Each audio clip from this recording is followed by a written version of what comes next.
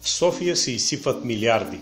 Големите пари отиват за центъра, защото оттам минават всички и го виждат. От години Витошка е превърната в строителна площадка и чак сега се довършва, защото наближават избори. Цената е по-голяма от качеството, но нали все така си казваме? Крадат, но нали правят нещо?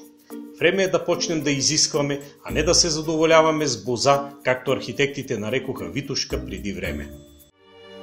А само на няколко километра на запад от лъскавия в кавички център не се живее като на запад. Квартал Факултета, 21 век, 2015 година. Липсват елементарни човешки нужди, хигиена, канализация. Време е гетата да бъдат превърнати в нормални места за живеене.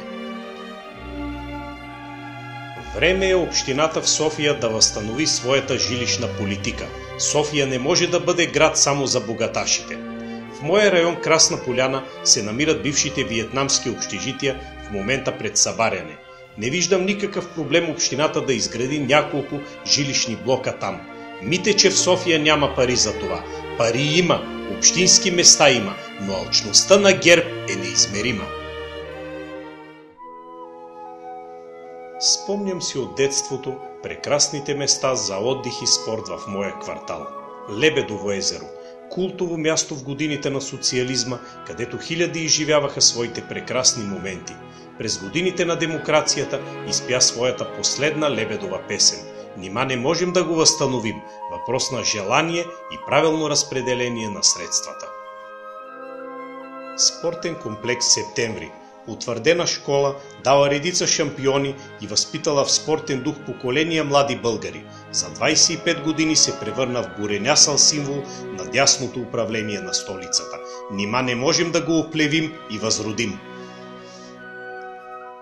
Отнеха ни прекрасните места за отдих и спортуване.